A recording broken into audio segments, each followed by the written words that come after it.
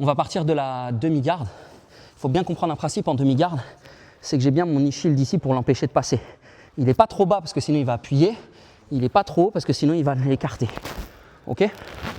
Donc tout le but, c'est qu'il ne vienne pas me plaquer au sol ici.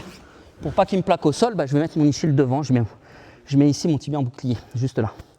Ensuite, mon coude là, ce qui va être important, ça va être de le mettre à l'intérieur, pas à l'extérieur, parce que si je le mets à l'extérieur, mon bras, ici, il peut se faire prendre. Si je le mets à l'intérieur, il va pousser ici, il ne peut pas parce qu'il y a mon coude qui gêne. Et en plus, il ne peut pas prendre mon coude parce qu'il est protégé par mon genou. Je vais prendre le col ici. On va dire qu'il va venir m'embêter, prendre le col à ce niveau-là, ou même ici d'ailleurs. Okay, là, je viens casser. Une fois que j'ai cassé, je reviens en position. Ce bras-là, je vais le tendre là où il y a un creux. Vous voyez, là, il y a un creux ici. Je vais venir le tendre ici. Et quand je l'ai tendu ici, je vais tendre la jambe qui était en knee shield et je vais le tirer sur moi, je vais le tracter sur moi. Pouf! Du coup, il tombe sur moi, vous avez vu? Et là, ce qui se passe, c'est qu'il a le bras qui est tendu de l'autre côté. Donc là, en dessous, et je lâche surtout pas le bras. D'accord? J'ai bien tendu ma jambe ici.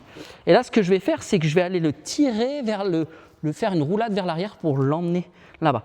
Donc je pourrais partir ici et me lancer là, ouf, le faire basculer et remonter, juste ici.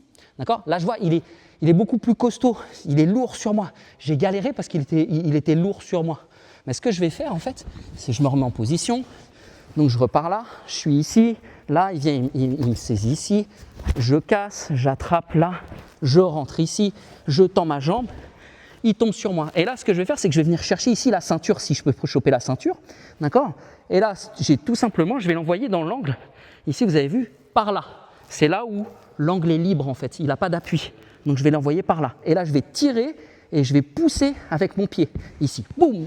Et là, je le pousse, je me retourne avec lui. Et dans ces cas-là, je suis bien en contrôle. Si tu peux te mettre juste là, tu vas tourner autour de moi.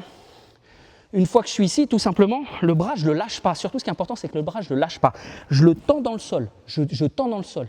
Je vais aller chercher son col ici et je vais venir remonter sa tête. Et en même temps, je vais m'allonger sur lui. Ensuite, il faut regarder les jambes. Tiens, si tu peux regarder les jambes, je fais doucement, excuse-moi, ça va? Si tu peux regarder les jambes. Donc là, je suis ici. Je mets une grosse pression, en fait, sur l'avant du corps. Du coup, il ne va pas penser au bas. Je peux passer ma jambe là, je la passe par-dessus, et une fois qu'elle est bien par-dessus, je n'ai plus qu'à passer, et je lui roule dessus pour prendre le contrôle. Merci.